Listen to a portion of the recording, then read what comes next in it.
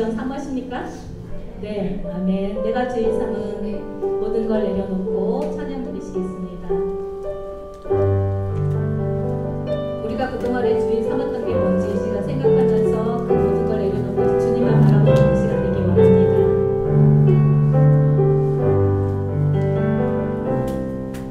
내가 주의 삼은 모든 것 내려놓고 내 주 대신 주 앞에 나가 내가 사랑했던 모든 것 내려놓고 주님만 사랑해. 내가 주인 삼은 모든 것 내려놓고 내 주 대신 주 앞에 나가 내가 사랑했던 모든 것 내려놓고 주님만 사랑해. 주 사랑 거친 분간에도 깊은 바다처럼 나를 정탐해 해. 주 사랑 내 영혼의 반석 그 사랑 위에서 내가 주인 삼은 모든 것 내려놓고 내 주 대신 주 앞에 나가 내가 사랑했던 모든 것 내려놓고 주님만 사랑해. 주 사랑 거친 분간에도 깊은 바다처럼 나를 잠잠케 해. 주 사랑 내 영혼의 반석 그 사랑 위에서 주 사랑 거친 분간에도 깊은 바다처럼 나를 잠잠케 해. 주 사랑 내 영혼의 반석 그 사랑 위에서 아멘. 다 표현되고 나 표현하리라. 하나님의 사랑을 표현하는 이 시간 되시기 바랍니다.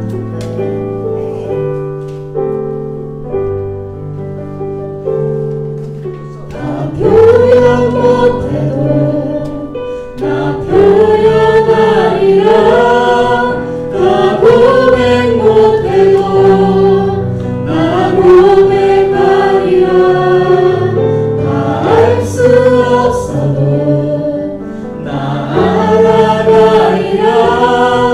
나 닮지 못해도 나 닮아가리라. 다 표현 못해도 나 표현하리라. 다 고백 못해도 나 고백하리라. 다 알 수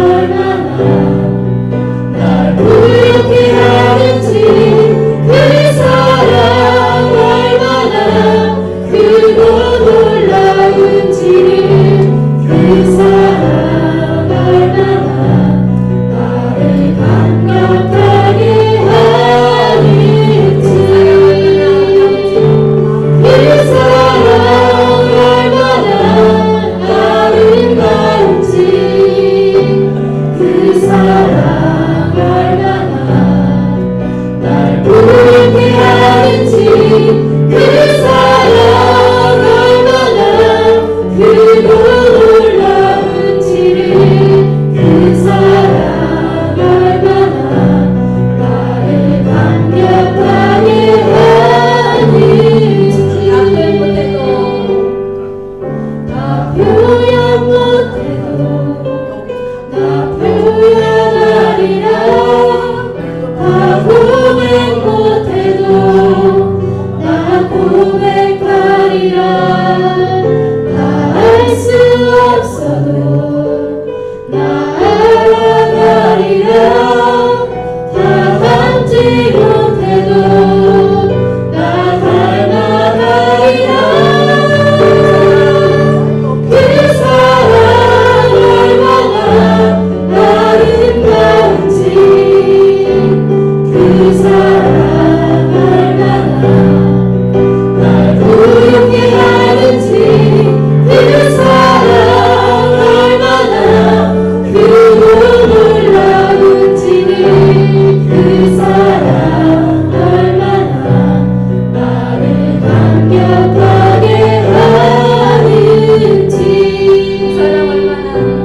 그 사랑 얼마나 아름다운지 그 사랑 얼마나 날 부르게 하는지 그 사랑 얼마나 크고 놀라운지를 그 사랑 얼마나 나를 감격하게 하는지.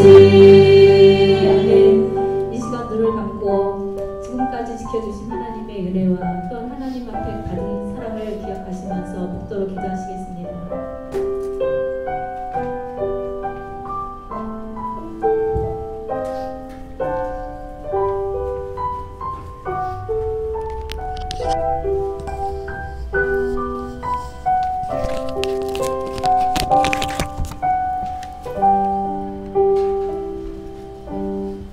예, 감사합니다. 성령 찬송 드리겠습니다. 모두 일어나 주십시오.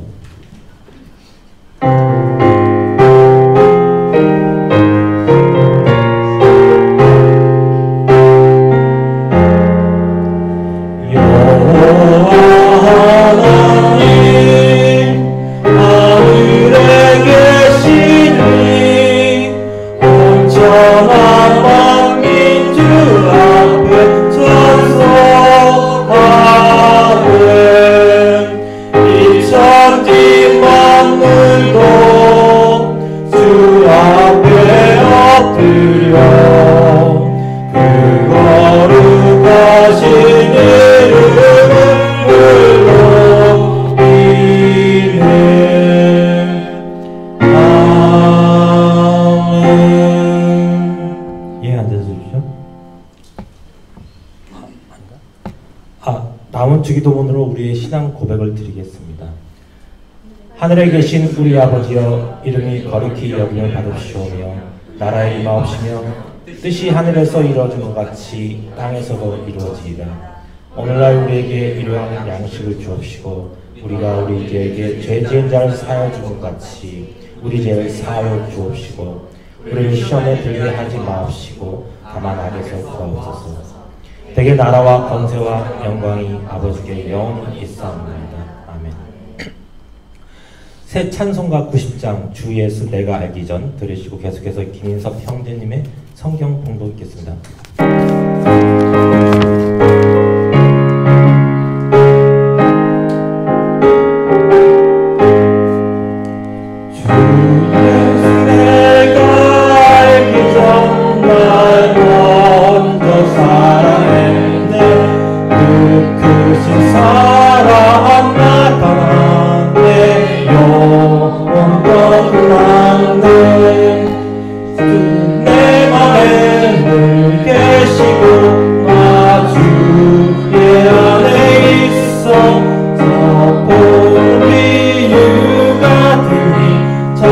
참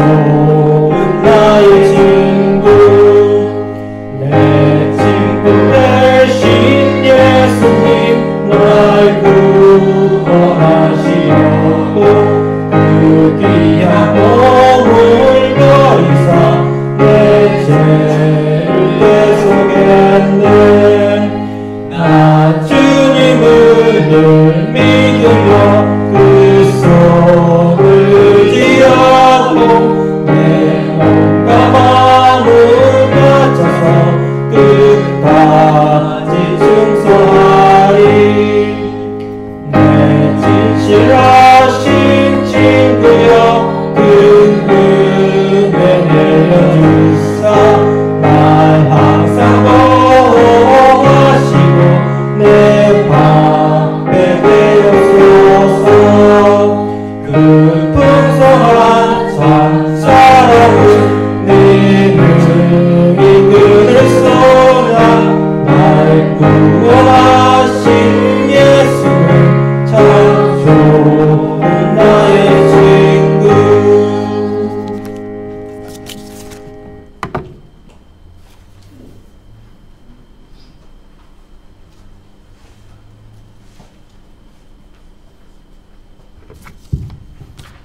오늘 성경 봉독 마가복음 3장 13절에서 19절까지입니다. 또 산에 오르사 자기가 원하는 자들을 부르시니 나아온지라. 이에 12를 세우셨으니 이는 자기와 함께 있게 하시고 또 보내서 전도도 하며 귀신을 내쫓는 권능도 가지게 하려 하심이로라. 이 12를 세우셨으니 시몬에게는 베드로란 이름을 더하셨고 또 세베대의 아들 야고보와 야고보의 형제 요한이니 이 둘에게는 보아너게 곧 우레의 아들이란 이름을 더하셨으며 또 안드레와 빌립과 바돌로메와 마테와 도마와 알페오의 아들 야고보와 및 다데오와 가나나인 시몬이며 또 가롯 유다니 이는 예수를 판 자더라. 아멘.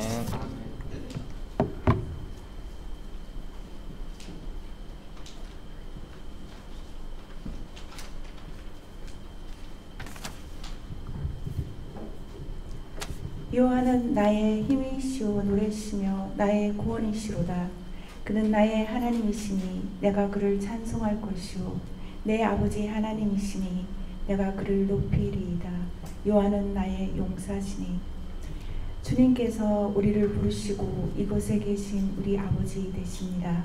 모든 이름 위에 뛰어난 주님을 경배하며 예배합니다. 주님의 이름을 높입니다. 이 시간도 주님의 얼굴을 구하고 찬양합니다. 주님, 우리가 드리는 예배가 더욱 충만하게 하여 주시옵소서. 주님, 한 주간도 연약한 우리를 지켜주시고 보호하시며 세상을 이기신 예수 이름으로 살아가게 하시니 감사드립니다. 주님께서 우리와 늘 함께 하셔서 살게 하시니 감사합니다. 우리가 약할 때에도 세상을 이길 수 있도록 지혜 주시니 감사합니다. 주님, 때로는 주님을 부르지 못하고 기도하지 못했을지라도 우리가 주님을 찾을 때, 우리가 주님께 구할 때 다시 새롭게 주님 앞에서 찬양하게 하사 주님 기뻐하시는 믿음을 올려드리게 하여 주시옵소서. 우리가 세상 가운데 살 때 주님 기뻐하지 않는 모습들이 있다면, 우리의 어리석음의 시간들이 있었다면 이 시간도 예수의 보혈의 피로 정결케 하여 주시고 다시 한번 주님 앞에 결단하며 결심하며 믿음으로 살 수 있도록 인도하여 주시옵소서. 주님, 코로나로 또한 건강으로 어떤 일로 힘들어하는 자녀들이 있습니까? 이루하시고 치유하셔서 주님을 자랑하며 주님만 더 섬기는 주의 자녀 되게 하여 주시옵소서. 예배에 함께하지 못한 주의 자녀들 또한 함께하시고 주님의 사랑과 은혜로 채워 주시옵소서. 주님, 기쁜 우리 교회는 주님 기뻐하시는 교회, 하나님의 뜻을 함께 이루어내는 교회, 하나님을 사랑하는 교회로 충만케 하여 주시옵소서. 성도 한 사람 한 사람이 믿음으로 달려가는 저 멸류관을 향하여 달리는 자 되게 하여 주시옵소서. 살아계신 하나님 아버지, 아버지의 말씀은 살았고 어떤 검보다 뛰어나 날새어 우리의 영과 혼과 쪼갠다고 하셨으니 우리의 영과 혼이 깨어나게 이 시간 역사하여 주시옵소서. 우리를 새롭게 하여 주시옵소서. 이곳에 함께 하시는 주님을 온전히 만나는 충만한 시간이기를 간절히 원합니다. 주님, 우리의 예배를 받으시옵소서. 홀로 존귀 찬양 영광 받아 주시옵소서. 예수님 이름으로 기도합니다.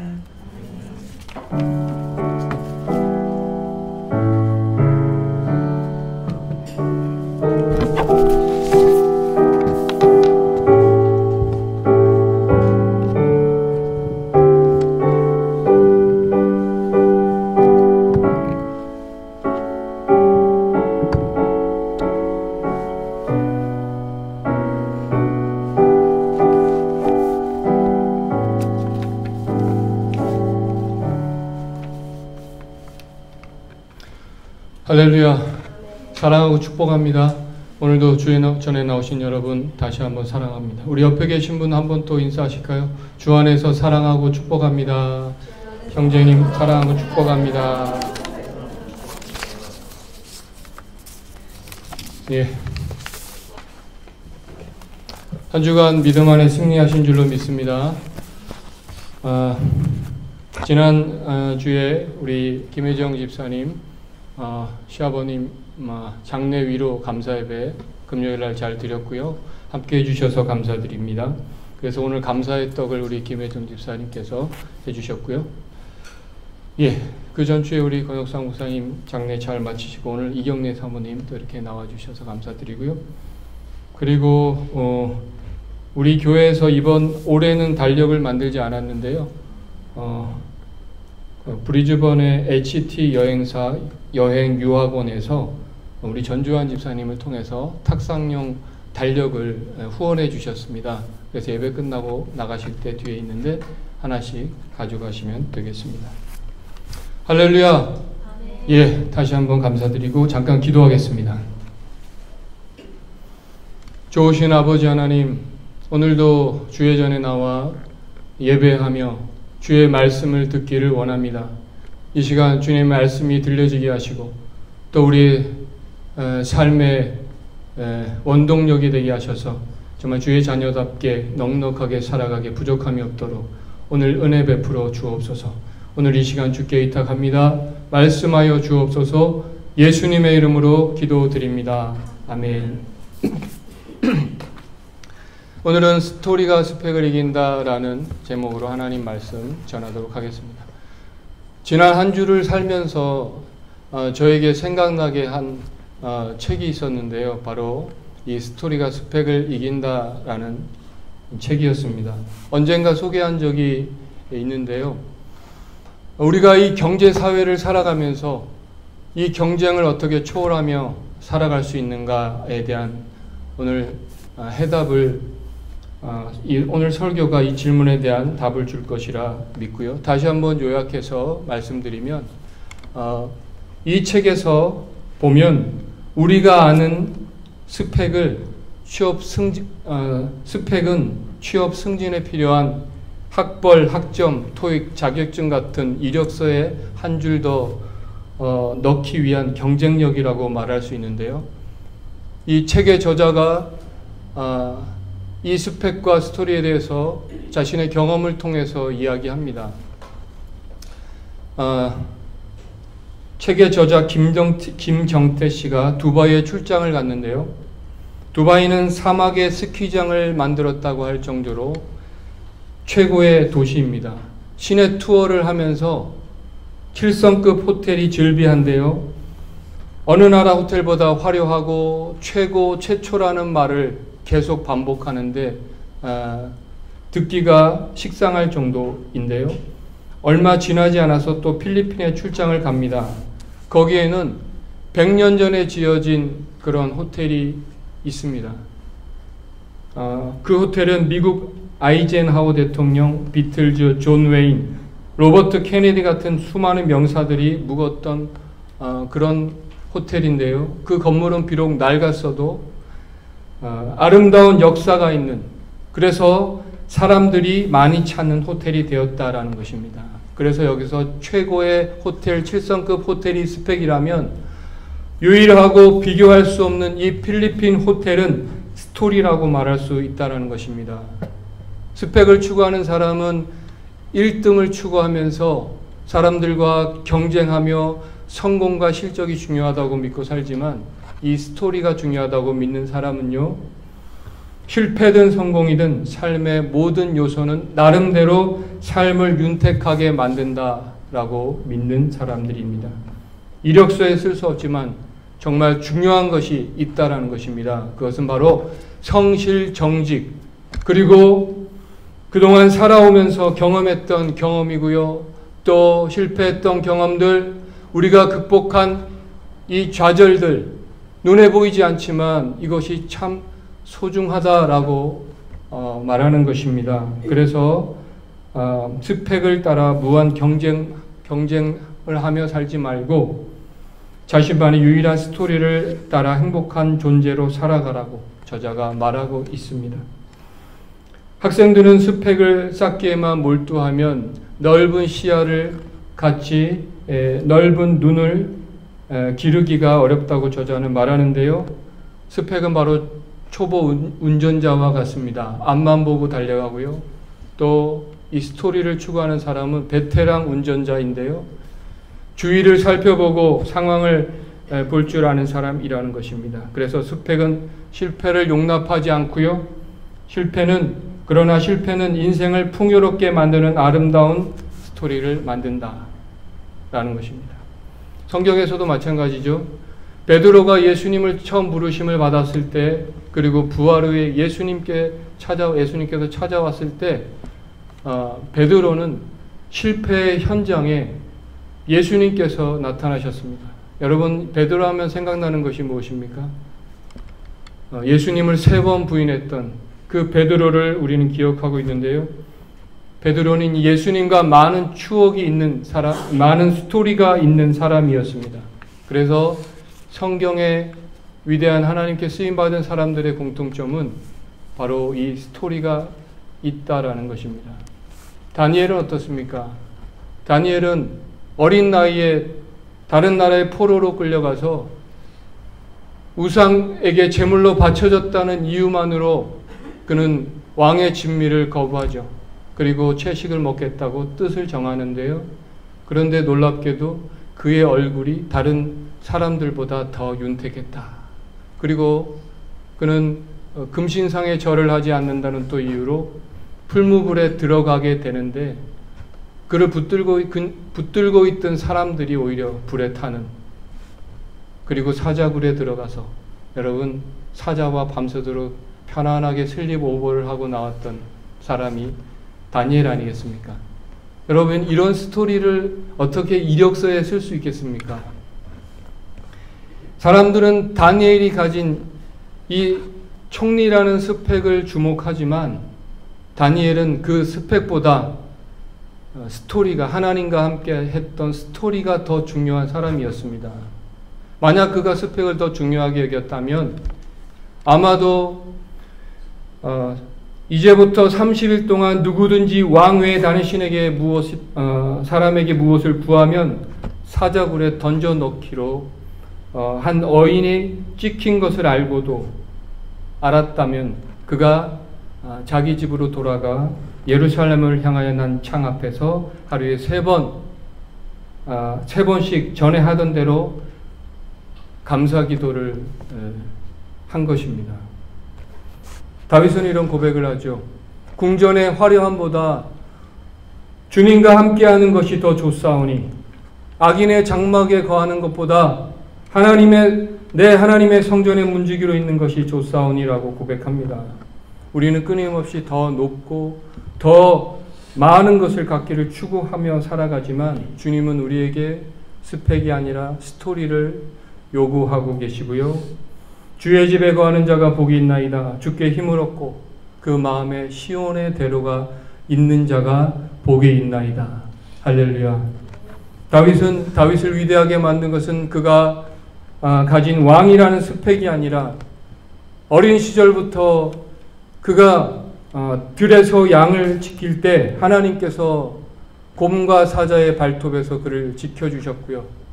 또 그가 물맷돌로 곰과 사자와 싸울 때 지켜주신 하나님의 도우심, 그리고 밤에 들에서 양을 치며 하나님 앞에 기도했던 그 많은 순간들, 그리고 사울왕에게 쫓겨서 10년 세월 실패와 좌절의 그 이야기들이 결국 그를 범접할 수 없는 위대한 왕으로 만들었다고 믿습니다.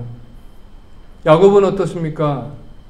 야곱은 하나님 때문에 그는 축복을 받고 성공하고 싶은 사람이었는데요. 그는 형과 경쟁해서 그는 복을 받는 사람이 되고 싶었습니다. 그런데 하나님이 원하셨던 것은요, 바로 야곱이었습니다. 야곱 평생 하나님은 야곱 한 사람 붙들고 씨름을 하셨습니다. 그것이 바로 창세기의 야곱의 이야기입니다. 그래서 창세기 37장에 보면 야곱이 하나님과 씨름하는 이야기가 나오는데요. 그는 그 씨름 때문에 다리를 절게 되었습니다. 그는 비록 육신은 약해졌지만 그는 강한 사람이 되었다라는 것입니다. 왜 그렇습니까? 스토리가 있었기 때문에 결국 하나님과의 스토리는 우리를 강하게 만든다라는 것이 성경이 말하고 있는 사실이다 믿습니다. 오늘 본문으로 돌아오면요, 예수님께서 세계 복음화의 위대한 사역을 위해서 과연 예수님께서 이 땅에 오셔서 하신 일이 무엇인가 보았더니 바로 12 제자를 세우는 것이었습니다. 그리고 3년 동안 이 제자를 세우는 일에 집중하셨고요. 만약 예수님께서 스펙을 중요하게 여기셨다면 아마도 이런 제자들은 절대 뽑지 않았을 것입니다. 가말리엘 문화생들이나 사내들인 회원이나 아니면 바리새인 랍비 중에서 뽑았어야 했을 것입니다. 그런데 놀랍게도 제자들의 대부분은 어부였습니다. 어부는 공부를 좀 이렇게 하기 싫어하는 사람들 중에서 그런 뒤떨어진 사람들이 선택한 직업 중에 하나로 알고 있습니다. 다른 직업을 가진 사람이 누구냐? 세리들이었는데요. 세리는 또 어떤 사람이었습니까? 한마디로 민족의 피를 빨아먹는 매국노 취급을 받으며 창녀와 함께 죄인의 대명사였습니다. 그래서 여러 가지 명목으로 세금을 터무니없이 뜯어내서 임마이 포켓했던 사람들, 바로 세리였는데요. 그래서 이 세리들은 이스라엘 백성들에게 반역자 또 매국노, 그야말로 민족의 피를 빨아먹는 기생충 같은 사람들이었습니다. 세리는 증인으로 세워지지도 않고요, 자기의 딸을 주지도 않고, 그래서 결국 창녀들과 어릴 수밖에 없는 그런 삶의 배경을 가진 사람들이었고요. 그럼에도 불구하고 돈을 벌 수 있다는 이유만으로 동족에게 이런 계취급을 받으면서도 세리가 되었던 것입니다. 그런데 놀랍게도 이런 세리 마태가 예수님의 제자였고요. 예수님이 찾아가서 그 세리 마태를 부르신 장면이 마태복음 5장에 나오고 있습니다. 예수님께서 만약 스펙을 중요하게 여기셨다면 스펙이 중요하지 않은 것이 아닌 예수님께는 아예 신경도 쓰지 않으시는 것처럼 보입니다. 오히려 그런 사람들을 통해서 예수님의 능력이 더 드러날 뿐이라는 거죠. 이 제자 중에 또 셀롯이라는 시몬이라는 사람이 있는데요. 이 셀롯이라는 뜻은 열심당원이라는 뜻입니다. 칼로 로마에 대항해서 싸우면 하나님께서 미리 정하신 해방의 날을 일찍 가져오게 해주실 것이다.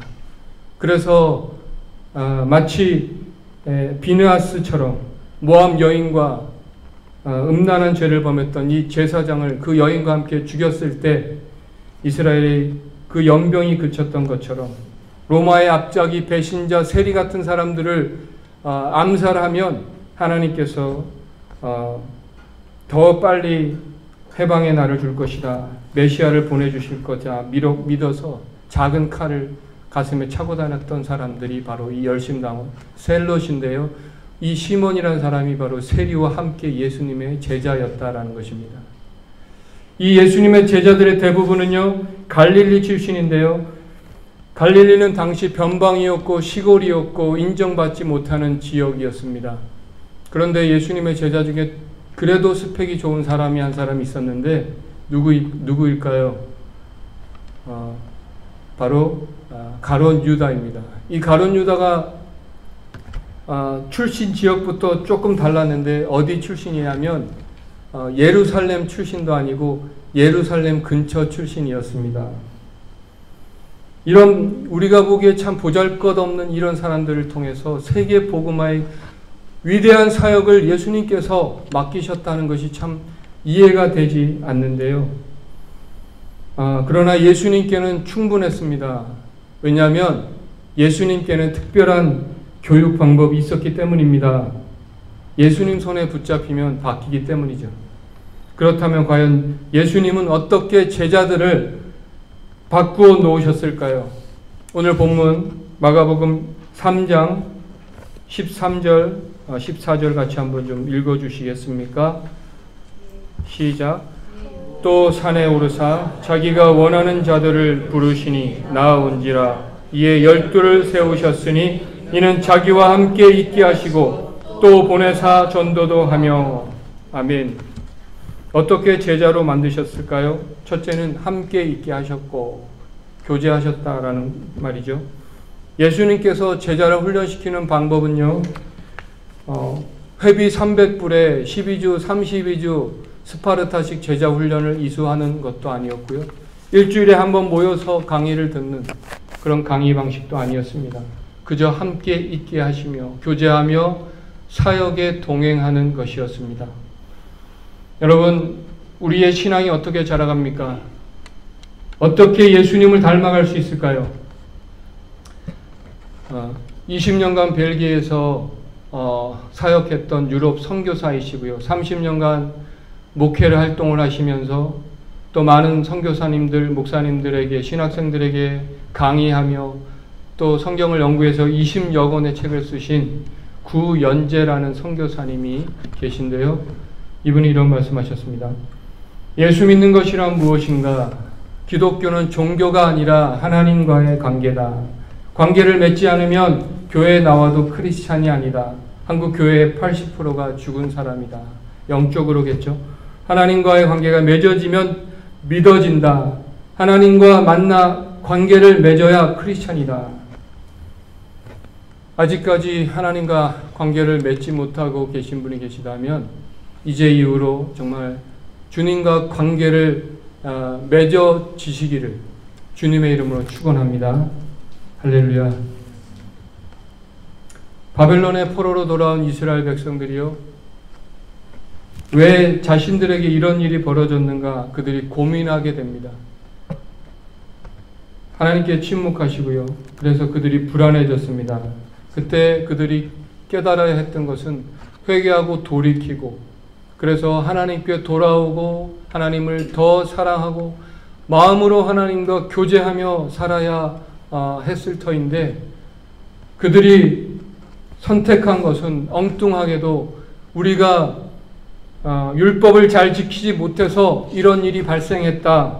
그러므로 율법을 철저히 지키자라고 잘못된 결론을 내리고요. 그 율법을 잘 지키면 또 메시아를 빨리 보내주실 것이다 믿었습니다. 그래서 그들이 연구하기 시작했고요. 연구를 거듭해서 그들이 율법을 정리해 보니까 613가지의 명령이 있는데 그 중에 248가지는 하라는 명령이고 또 356가지는 하지 말라는 명령이었습니다. 그리고 또 세부 규칙을 찾아보니까 6천여 가지에 이르고요. 그 중에 안식일에 관한 규정이 제일 복잡했습니다. 안식일에 일하지 말라고 하니까 과연 일이 무엇인가 연구를 했는데요. 900m까지는 일이고 900m 이상까지는 일이 아니고 900m 이상은 일이다. 그리고 일자를 쓰는 것은 일이고 이자를 쓰는 것은 부터는 일이다. 바느질은 2땀까지는 괜찮은데 3땀부터는 일이었고요. 안식일에 생명에 지장이 없는 한 병을 고쳐서는 안 되고 빨래도 일도 안 되었다는 것입니다. 그들은 율법을 필사적으로 지키기로 결심하는데요. 이렇게 율법을 지키겠다고 결심했는데 예수님께 책망을 받았던 이유는 무엇일까요? 그것은 한마디로 살아계신 하나님을 섬기는 신앙을 죽은 종교로 만들었기 때문입니다. 이게 무슨 말이죠? 우리가 부모님이 살아계시면 교제할 수가 있습니다. 만약 돌아가시면 우리가 할 수 있는 일은 그분의 묘에 가서 꽃을 꽂아 드리는 일밖에 할 수 없다라는 것입니다. 그저 존경의 표시만 할 수 있을 뿐입니다. 그저 행위를 할 수밖에 없는데요. 바로 이 세상 종교는 그 신과 교제하는 대신 108배 절을 하는 것이고요. 3보 1배를 합니다. 계단을 무릎으로 올라가고 하루에 3번 기도하게 만드는 것입니다. 이것이 바로 기독교와 세상 종교의 차이인 것입니다.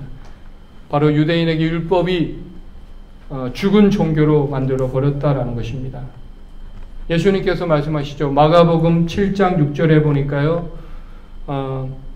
이사야가 너희 외식하는 자에 대하여 잘 예언하였도다. 기록하였을 때 이 백성이 입술로는 나를 공경하되 마음은 내게서 멀도다. 사람의 계명으로 교훈을 삼아 가르치니 나를 헛되이 경배하는도다 하였느니라. 너희가 하나님의 계명을 버리고 사람의 전통을 지키느니라. 호세아 6장 6절에 같이 한번 읽어주시겠습니까? 나는 인애를 원하고 제사를 원하지 아니하며 번제보다 하나님 아는 것을 원하노라. 하나님께서 그토록 원하셨던 것은요, 하나님을 사랑하고 그래서 하나님을 알아가는 것을 원하셨다는 것입니다. 여러분, 주님께서 왜 우리에게 주일을 주셨을까요? 안식일을 만드셨을까요? 하나님께서 바로 이 안식일의 참된 의미가 뭐냐면, 하나님은 우리 인간이 바쁘게 살아서 사는데 바빠서 하나님을 잊어버리고 살 것을 잘 아셨기 때문에 나를 따로 정해서 하나님을 기억하게 하신 것이 바로 안식일이다라는 것입니다. 제가 호주 와서 5년 만에 아내하고 데이트를 하면서 따로 시간을 내어서 데이트한 이야기 해드렸던 적이 있는데요. 집에서도 같이 있고 심지어 일도 하는데 무슨 데이트냐라고 생각할 수 있는데, 제가 그날 데이트에 대한 새로운 정의를 내렸습니다.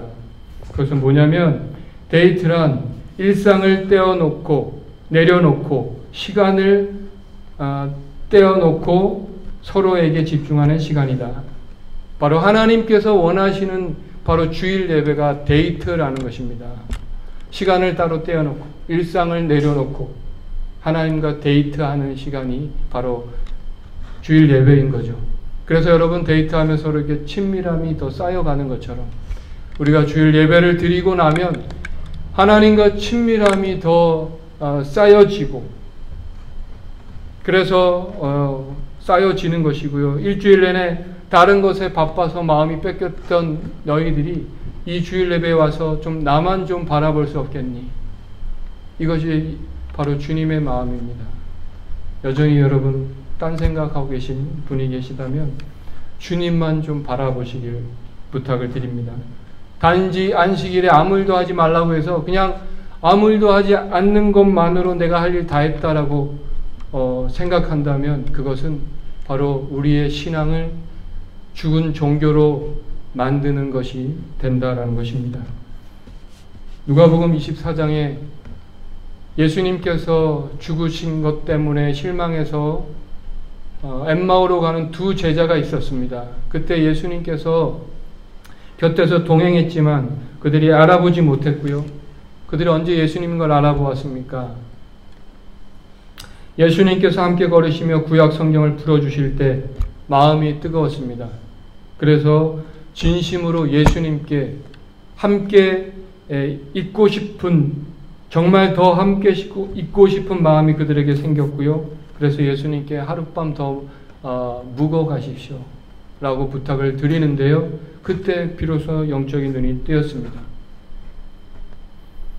자신의 민족을 해방시켜줄 정치적 메시아가 아니라, 나에게 복을 주시고 잘되게 하시는 메시아가 아니라, 나를 사랑하시는 친구로 오신, 그저 함께 있고 싶고 교제하기 원하시는 그 예수님을 순수하게 받아들일 때 그들의 영적인 눈이 열리게 되었다라는 것입니다. 지난주에 말씀드렸던 아브라함이 아들을 받겠다는 약속을 받고 25년간 기다렸습니다. 바로 그 25년이라는 시간은 하나님과 함께하는 스토리를 만드는 시간이었습니다. 하나님께서 그에게 아들을 주시면 그냥 이야기는 짧게 끝날 터인데 하나님은 그와 아름다운 스토리를 만들고 싶으셨다는 것이죠. 하나님은 일 중심이 아니라 관계 중심이십니다. 하나님은 저와 여러분 일꾼으로 부르신 분이 아니라 바로 신부로 부르셨고요. 그래서 신앙은 산을 올라가는 것이 아니라 하나님과 주님과 동행하는 광야 생활이 되는 것입니다. 이스라엘 백성들을 가나안까지 이끌었던 사람이 누구입니까? 이 모세를 성경은 뭐라고 말하죠? 하나님과 대면하여 아는 사람. 그리고 모세의 후계자가 바로 누구입니까? 모세는 회막을 떠나 진으로 돌아왔으나 눈의 아들 수종자 여호수아는 회막을 떠나지 아니하니라. 바로 여호수아입니다.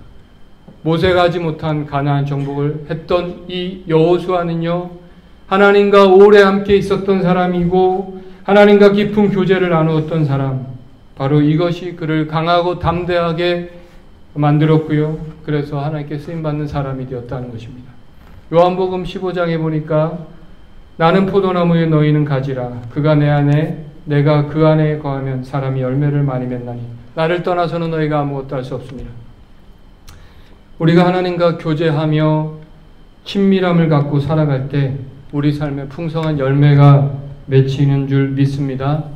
우리가 무엇을 가지고 있느냐, 어떤 재능이 있느냐보다 중요한 것은 우리가 얼마나 그분과 교제하며 얼마나 많은 스토리를 가지고 있는지, 그래서 그 생긴 친밀함이 있다면 여러분과 저를 강하게 만들고요, 또 열매를 맺는 삶을 만들게 할 것이라 믿습니다.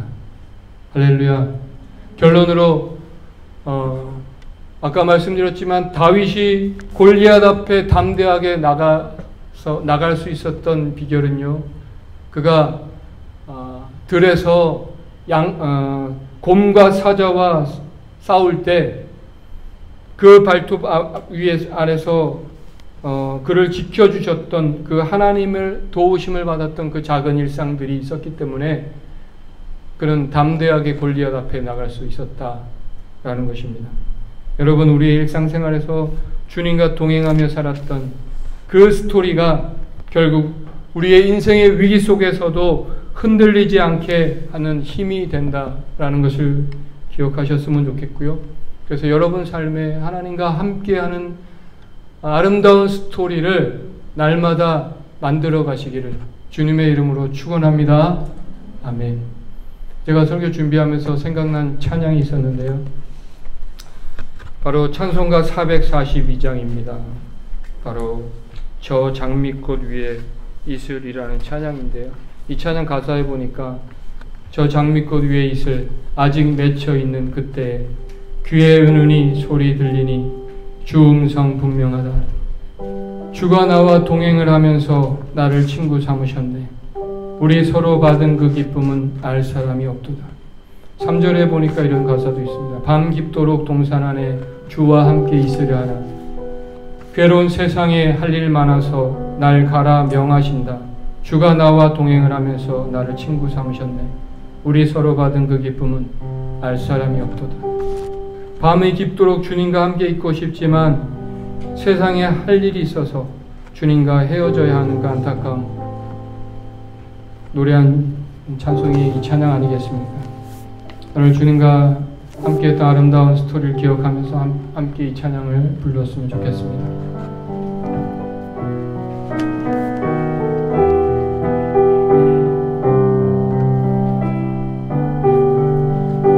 저 장미꽃 위에 있어. 저 장미꽃 위에 있어. 아직 맺혀 있는 그때에 귀에 은은히 소리 들리니 주 음성 분명하다. 주가 나와 동행을 하면서 나를 친구 삼으셨네.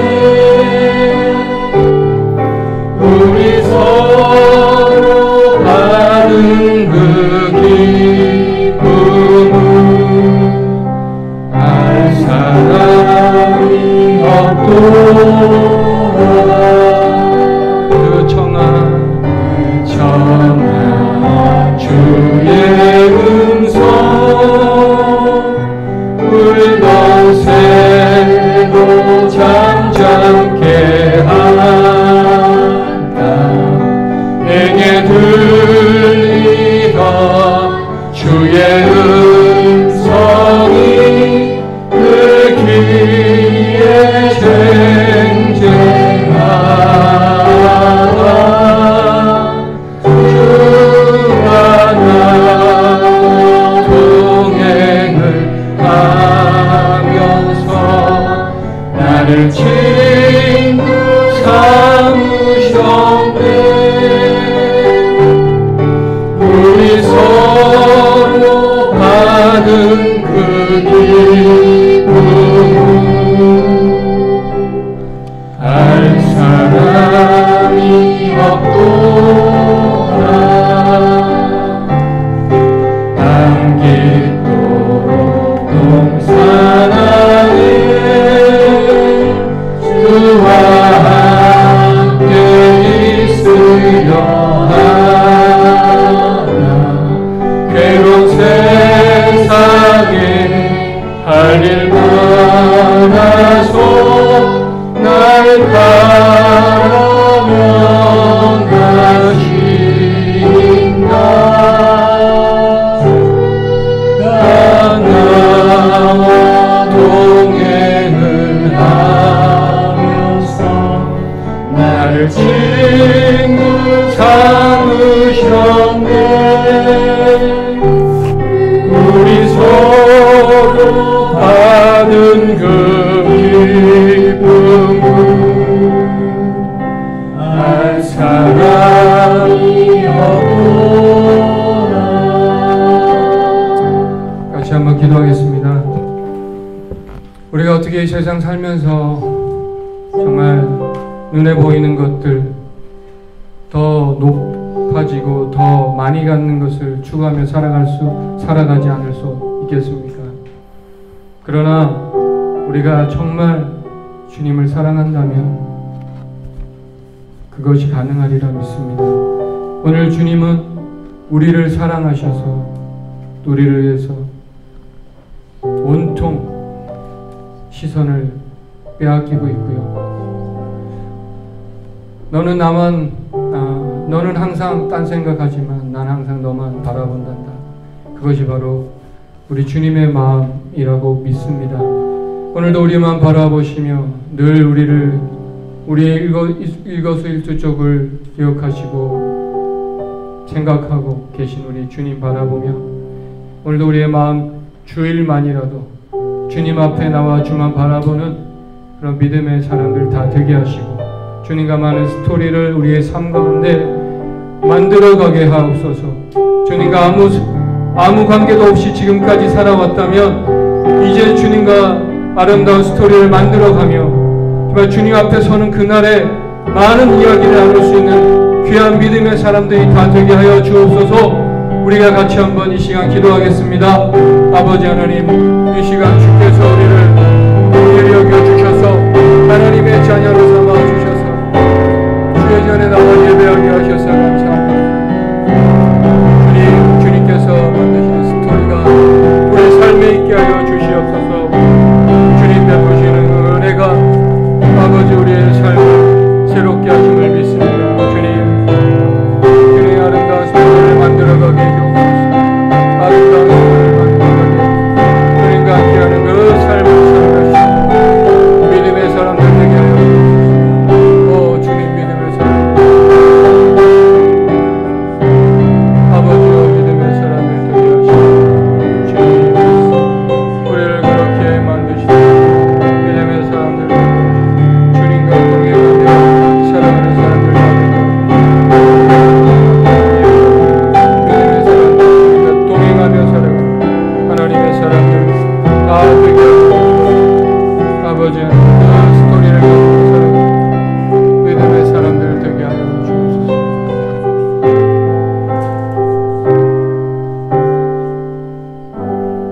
하나님 아버지, 이 자리에 계신 어느 한 분도 예외 없이 그 하나님과 아름다운 관계를 맺고 또 그 관계가 또 믿음을 만들어낸다 하였사오니 우리가 그 하나님과 친밀함 속에 주님을 더욱 신뢰하며 우리의 삶의 모든 역경 가운데 그 역경을 헤쳐나갈 수 있는 믿음의 사람들이 다 되게 하여 주옵소서.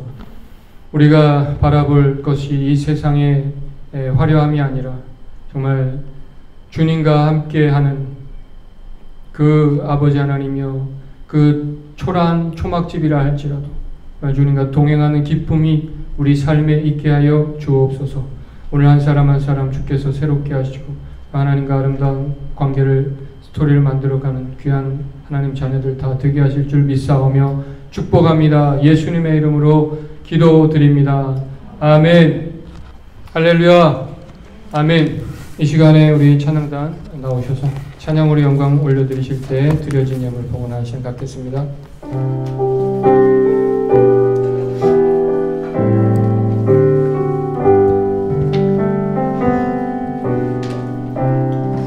모든 상황 속에서 주를 찬양하지라.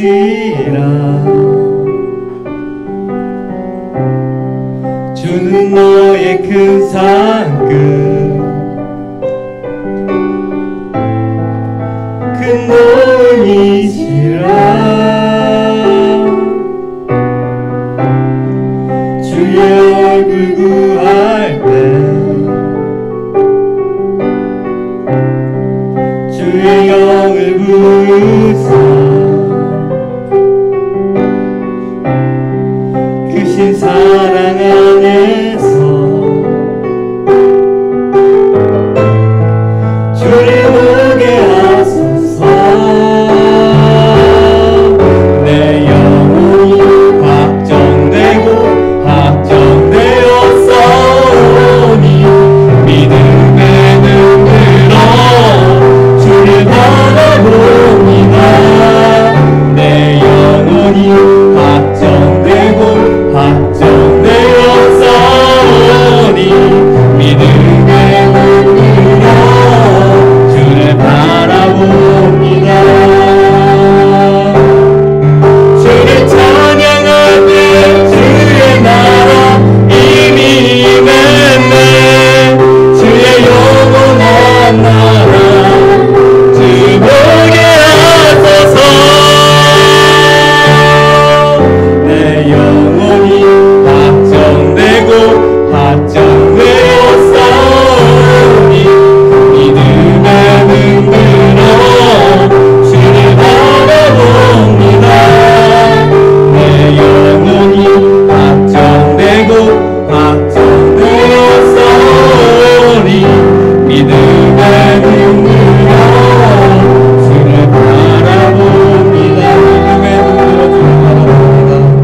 믿음의 눈으로 주를 바라봅니다.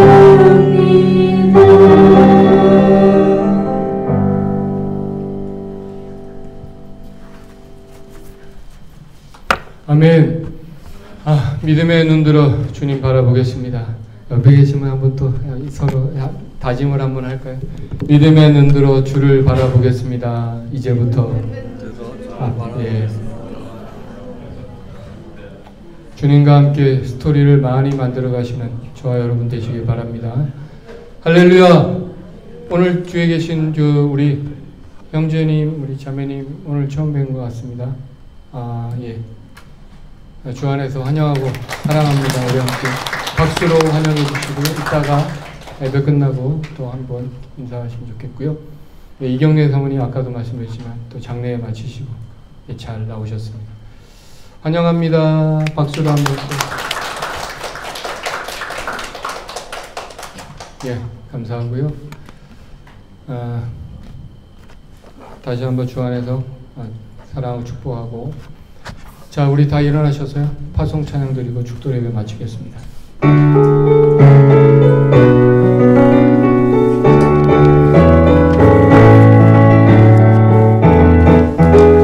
교회여 일어나라. 주께서 부르시니 두려움과 짐을 내려놓고 교회여 일어나라. 교회여 일어나라.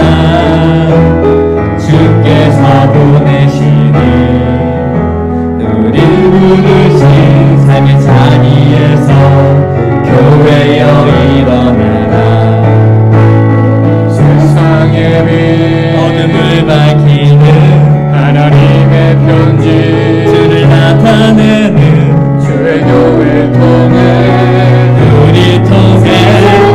주를 보리라.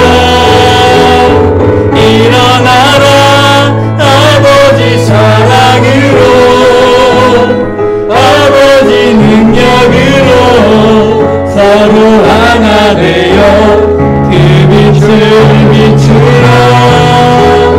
노래하라 아버지의 사랑을, 아버지의 크심을 이 삶의 노래로 주님을 나타내라. 일어나라.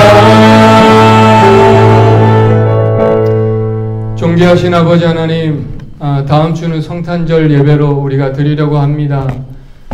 주께서 이 땅에 아기 예수로 오신 그 예수님의 탄생을 축하하는 귀한 예배가 다음 주에 드려질 터인데, 우리가 함께 축하하며 또 공연을 준비했습니다. 그 모든 시간 하나님 영광 받아 주시고, 또 끝나고 함께 식사 교제를 하려고 합니다.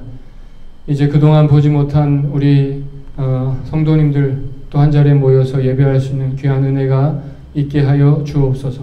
오늘 이렇게 처음 나오신 우리 형제 자매님 주께서 기억하셔서 우리 형제 자매님 믿음 안에서 하나님과 아름다운 스토리를 만들어가는 귀한 인생이 되게 하여 주옵소서. 지난주에 장례 잘 마친 우리 김혜정 집사님 시아버님 장례 가운데도 은혜 베푸셨음을 감사드리고, 또 이렇게 이용희 사모님 주례전에 나와 함께 예배할 수 있음에 감사드립니다. 앞으로 남은 평생 주님 친히 동행하여 주옵소서. 예수님의 이름으로 기도드립니다. 지금은 우리를 죄에서 구속해 주신 예수 그리스도의 구속의 은혜와 하나님 아버지의 무한하신 사랑과 보혜사 성령님의 충만교통 역사 내주하심이 오늘도 주례전에 나와 예배하며 주님과 아름다운 스토리를 만들기를 소망하는 모든 주의 자녀들 머리 위에 지금부터 영원까지 함께 있기를 간절히 축원하옵나이다.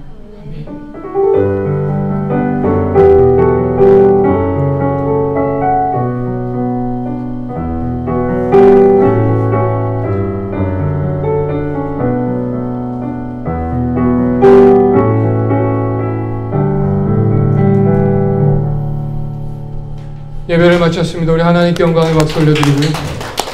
다시 한번 우리 옆에 계신 분 두세 사람 이상 이렇게 서로 인사하시면 좋겠습니다. 사랑합니다. 축복합니다. 수고하셨어요.